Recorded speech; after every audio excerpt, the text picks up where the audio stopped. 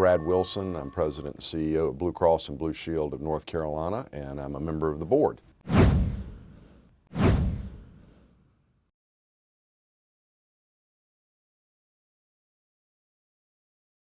Well, my career has been interesting. This is actually the third distinct career I've had in the last 20 years. I was a practicing lawyer, and when I was in law school, if someone had asked me what I'd be doing at this stage in my life, this wouldn't have made the list.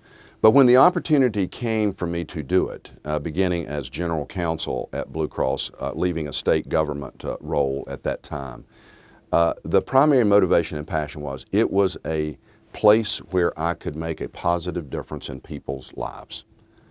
That's what's always motivated me. It's why I went to law school. And I've certainly been able to do that working with my colleagues at Blue Cross. So yes, it is a business, but I tell our folks all the time, we're not in the health insurance business. We're in the people business.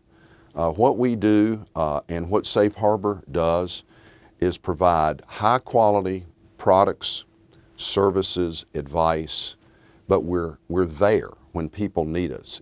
Our company provides financial stability, and Safe Harbor provides innovation in the healthcare space that will help us provide that financial stability, to educate them on how to live healthier and more meaningful lives. So it's a perfect alignment for me personally to be in healthcare, and it's also perfect alignment for me to have the opportunity to serve on the Safe Harbor team. I've been at Blue Cross for 20 years, but I've been in this role for a little over 6.5. 6 weeks after I was given the opportunity to lead our company, the ACA passed. So I really look at March 23rd of 2010 as a date where the revolution exploded and began in healthcare. Not just because of the ACA legislation, but the whole conversation around healthcare had stimulated an accelerating evolution. And then on that date, as I just said, it really exploded.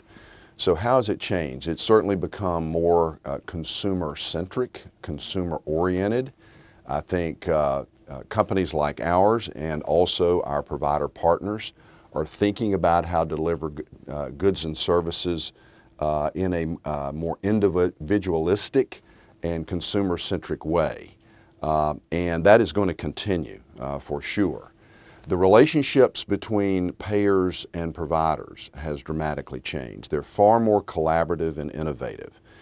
Instead of the cross-the-table contract negotiation, which I think marked the history of our of healthcare for far too long, while that's certainly an important ingredient, it is about how to do things differently, how to do things faster, focused on quality and lower cost.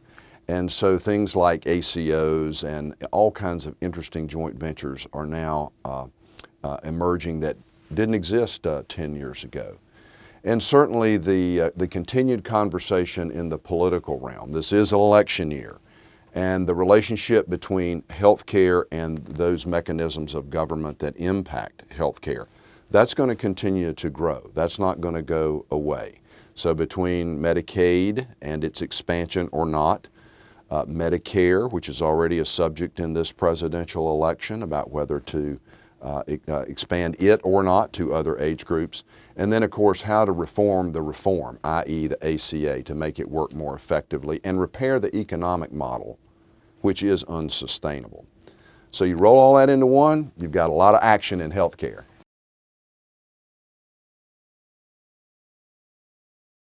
Well, in regards to personalized medicine or precision medicine, it's here and it's going to continue to expand and grow. And it's incredibly important because as that becomes more sophisticated and refined, we're really talking about prevention in its greatest form. You might get this one of these days. However, right now you don't. And if we do this, it won't happen.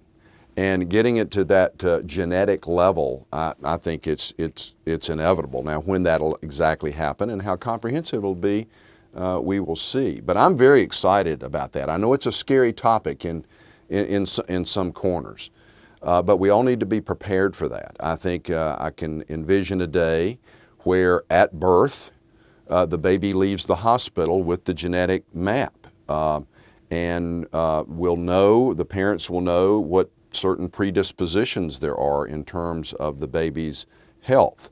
Now again, that's a big, complicated subject. In fact, I was in a discussion last evening where we were talking about, is that something you really want to know or not, and when would you want to know it? But I think the world is going there,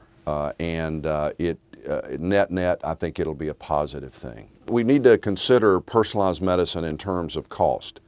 I would certainly hope that over time it would increase quality and lower cost.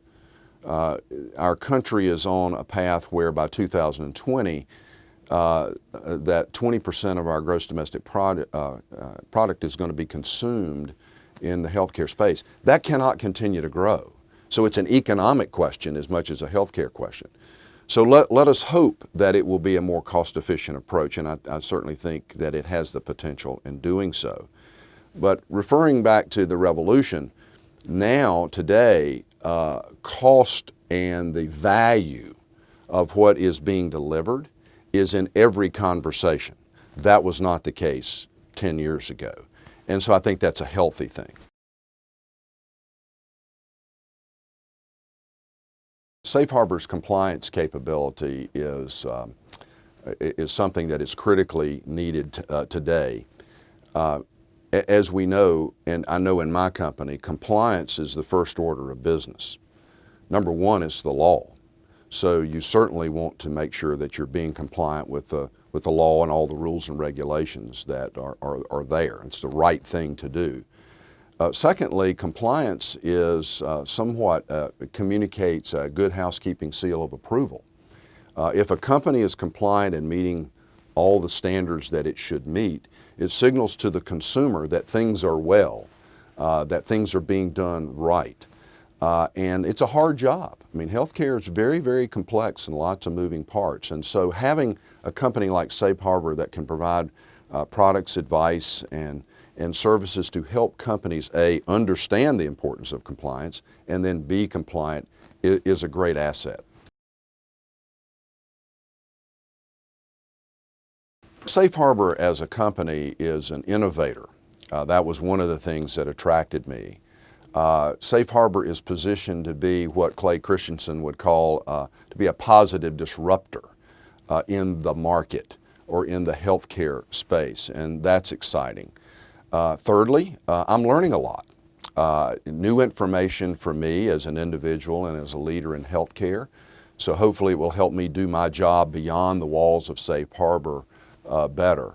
And most importantly, is wonderful people. And my view is at the end of the day, everything is about people and working together and how you're coming together as a team and effectuating positive change.